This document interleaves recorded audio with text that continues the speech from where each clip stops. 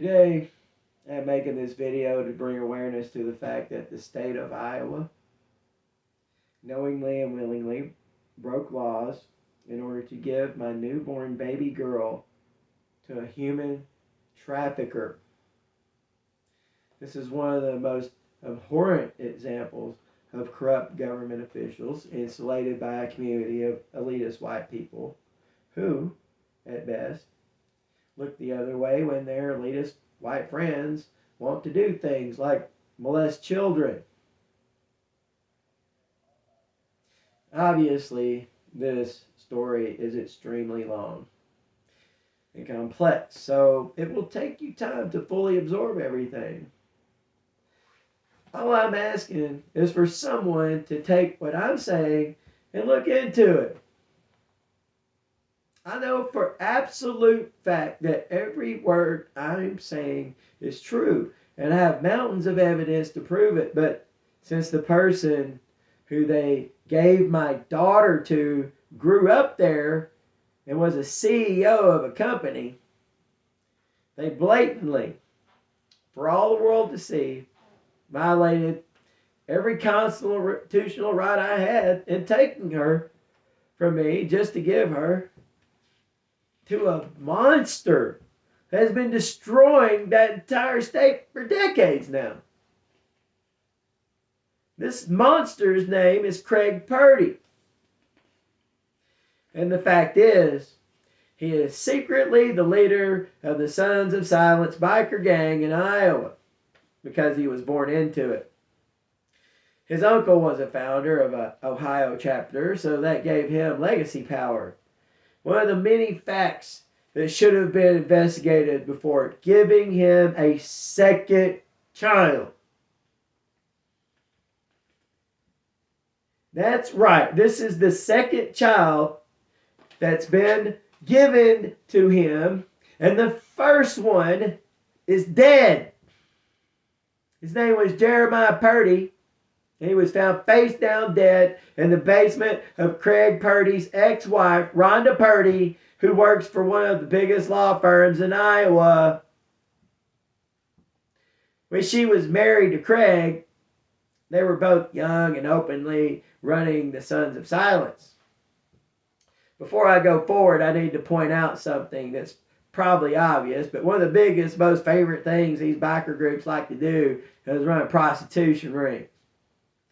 When you read about the Sons of Silence, they're the most vile, evil, disgusting, deplorable bunch of Nazi-loving pieces of garbage the world has ever seen. They are known for incest and selling their female family members for sex like a piece of property.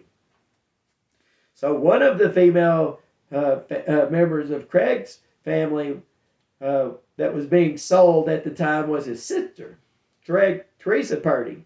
This was early in Craig's reign of terror, so she probably didn't even believe he would kill her when she got pregnant by a black man.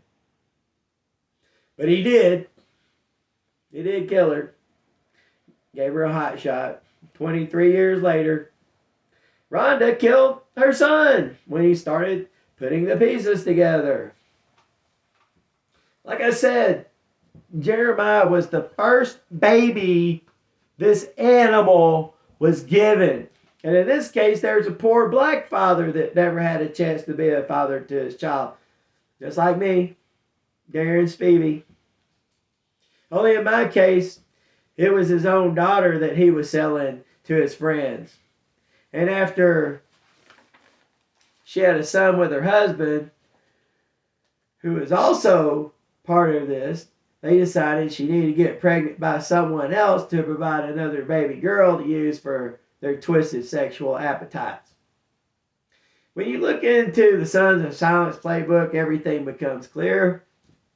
As I mentioned earlier, these animals identify with the Nazis and the master race theory. So the fact that Craig has such a pure Aryan bloodline that dates back to Leif Erikson and the Swedish royalty, that makes him a big deal for all the Nazi-loving white supremacists out there.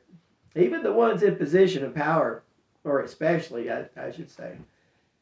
Basically, Craig gets to sit on the front row at the Scottish Rite Mason meetings and when the meeting's over, he supplies them with children or adults to do whatever they want with.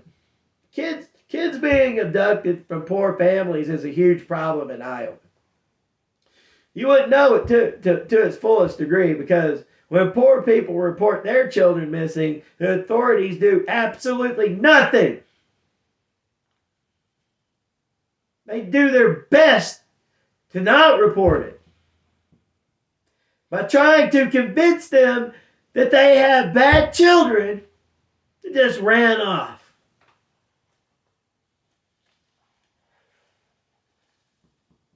So here's what these animals did to me.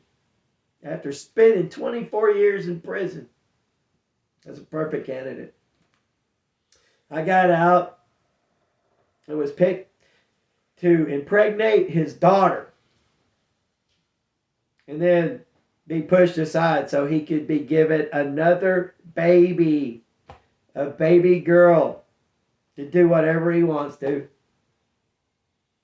After his daughter, my baby's mother, got pregnant, a campaign was launched to run me off. They basically tortured me in hopes that I would just leave.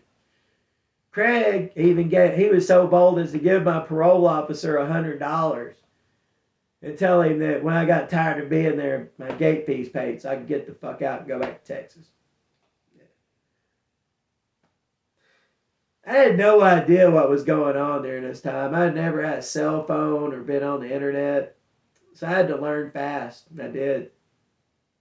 I won't go into all the details right now, but we used each other's phones to see. I was able to see everything, when I figured out how to use the phone. But I wasn't sure who was pulling the strings to it all. It started becoming clear as my daughter got closer to being born. His ex-wife, Rhonda, was behind the scenes, instructed him to leave when certain things happened so that he could establish plausible deniability. So he took off to Washington. He's got pictures and everything. So staging it so that my baby's mother, would be doing all this. But they also, when he came back to save the day, they staged this little situation in the NICU so they could get her out of the way. So they put some paraphernalia with no residue in the bathroom, just a razor, a straw, and a baggie. She smokes crack. She wanted everybody to know she smokes crack because Teresa was killed by giving her a syringe. Everybody knew she shot up, so it's real easy to kill somebody like that. So Casey was adamant, I don't shoot up. She smokes it. That's how they give her poison, because they string them out. They get them strung out on drugs. And so she said, if I gotta be strung out, I'm gonna smoke it. I'm not gonna shoot it by design. That's sad. It's sad. But like I said, she was caught with the razor and everything to get her out of the NICU early. Because truth be told, I was back in prison. Their little PSYOP campaign got me. I was back in prison when my daughter was born. And so, in order to expedite the process for Craig, they had to get her out of the way because if she fought for my daughter, then I'd have a chance. She'd have like a year or so to fight, and they'd give me a chance. So they had to get her out of the way so they could expedite it. While all this was going on, I was doing everything I could to reporting. Got law enforcement. I wasn't reporting that. I was reporting red flags at the time. It wasn't until later it became it was clear that it was him. During the time that I was still under this illusion, but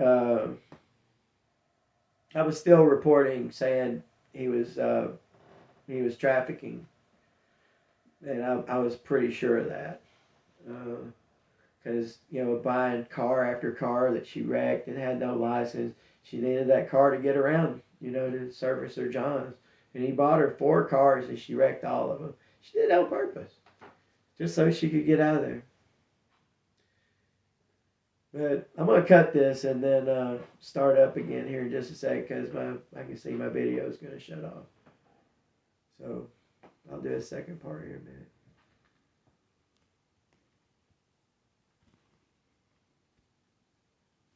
Starting it again. Stop it. Start it.